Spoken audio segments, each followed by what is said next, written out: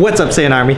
So back with Andrew, Biomechanic. If you guys aren't following, go and follow him at Biomechanic.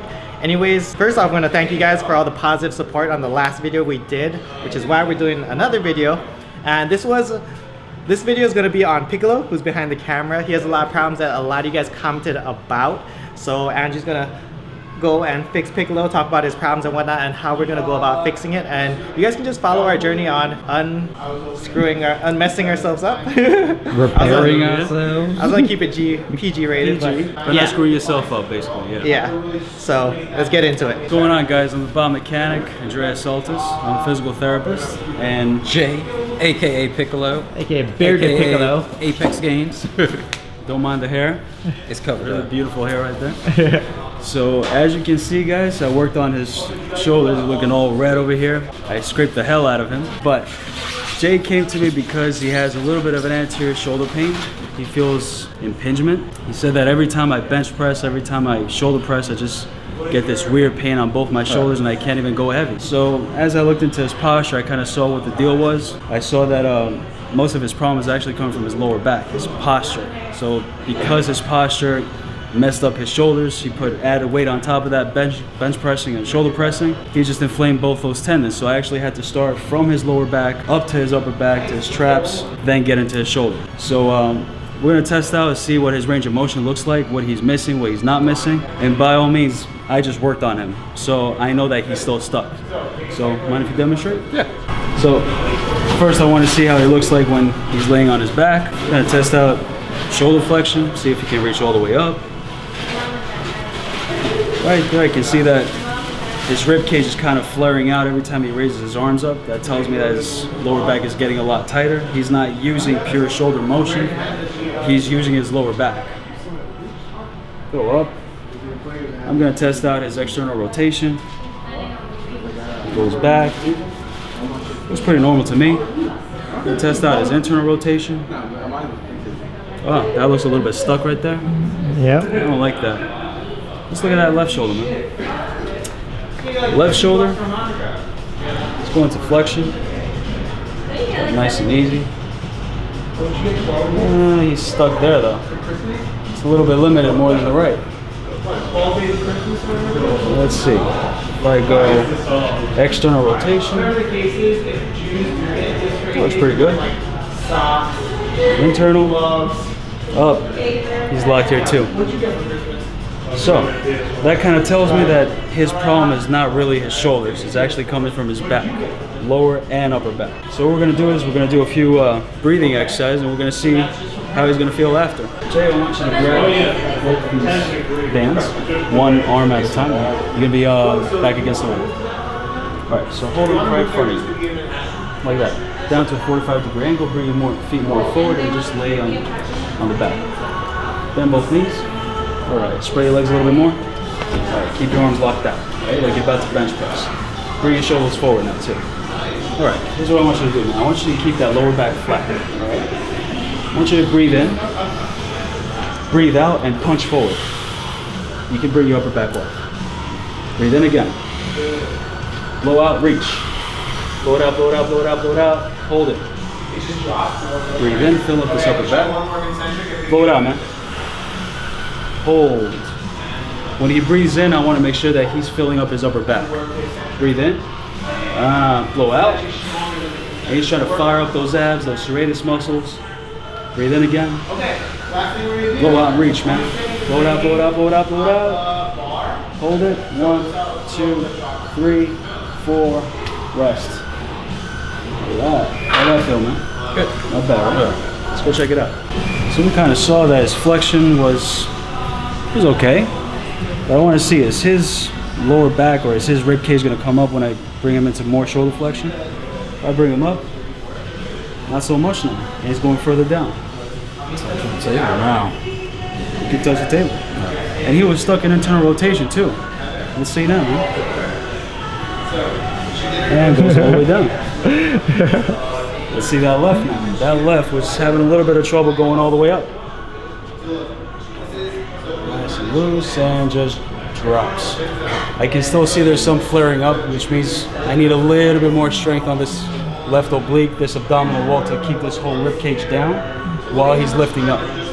So by nature, this left oblique is a little bit more weaker than the right side, but I'm gonna have to work on him a little bit more. But let's see this internal rotation now. That was missing. And drops all the way down. Nice and loose. Do you mind if I mess you up, man? Let's do it. Arch your back. Arch it up. There you go. Breathe in. Hold it.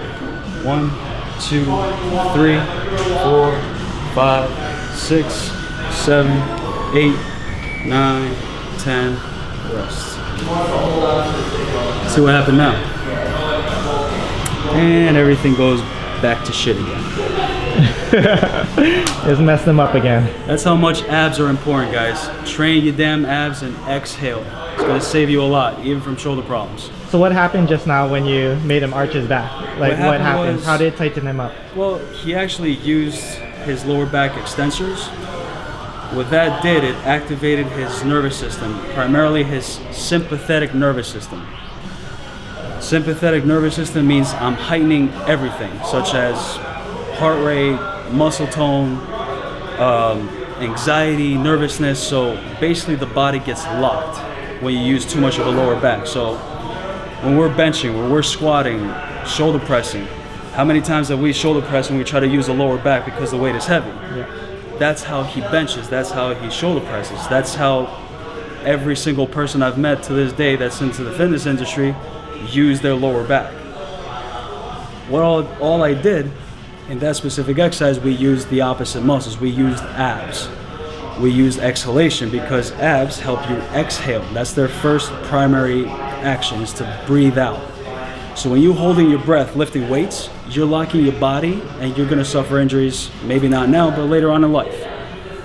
You guys need to learn how to breathe and specifically exhale. Please goddamn exhale. That's exactly what we just did. He used his abs, he brought his body into neutral, means his nervous system kind of calmed down and now he gained all his range of motion. Now I can strengthen him into those new ranges that he has. And that's how I treat shoulder impingements. There you go.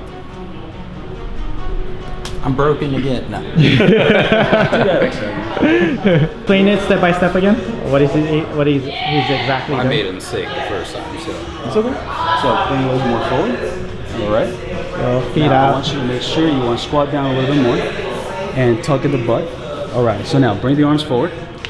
Okay. So I want you to really protract those shoulder blades. All right. So when we protract the shoulder blades, we're using a lot of serratus. We're using more of the core. So with that, if I breathe in, I should feel this upper back expand. Breathe out, reach further forward. Hold. Want to keep those abs tight. Breathe in again. Breathe out. Force it out. Hold. Breathe in again. Breathe all the way out.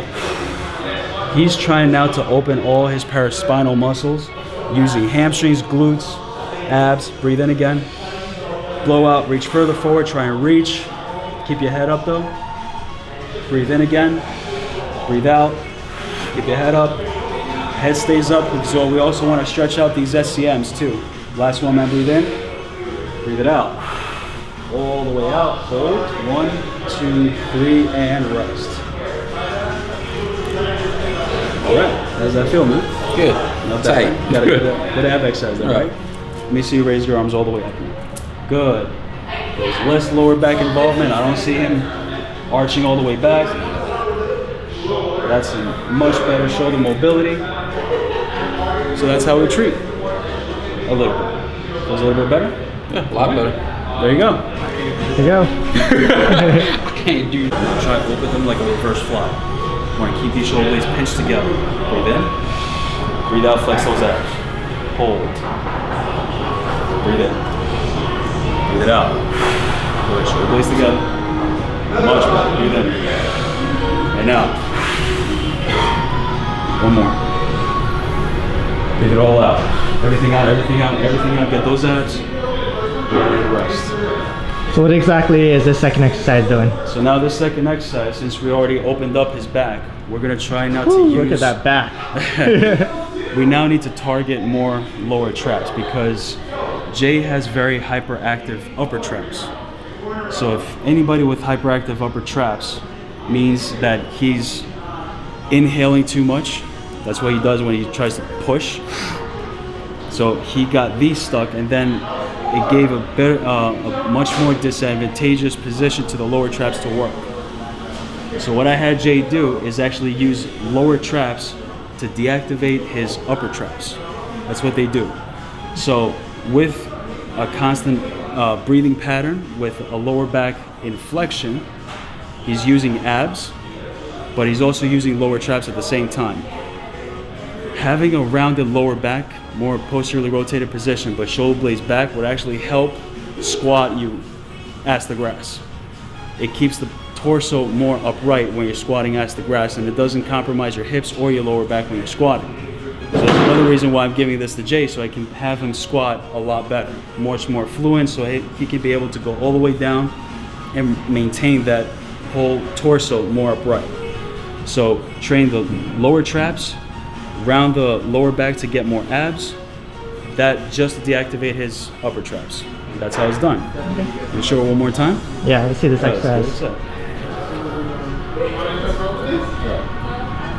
So, feet are hip width apart. You want to pass the knees over the toes a little bit more. Posteriorly tilt. Tuck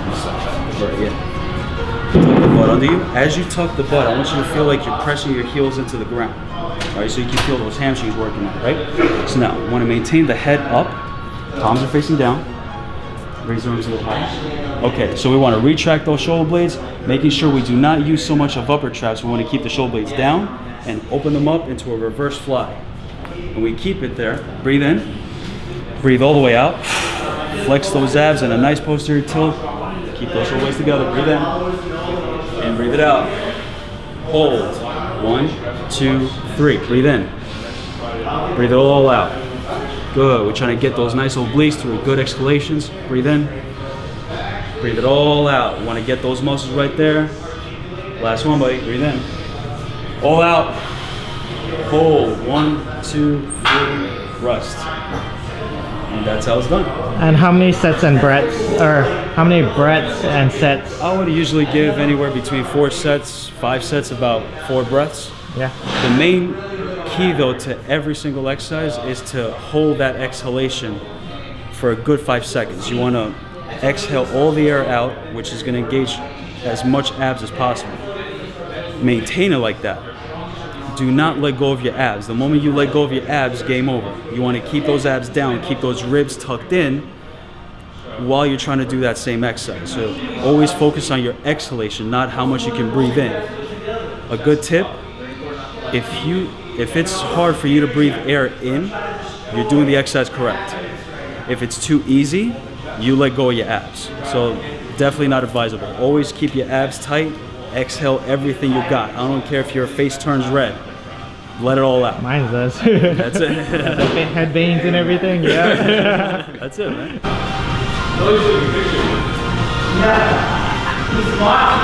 Magically falls there. Boom. Nice and easy. Get off my table. You out of here. Vegeta, what does the scouter say about his power level? It's over 9,000!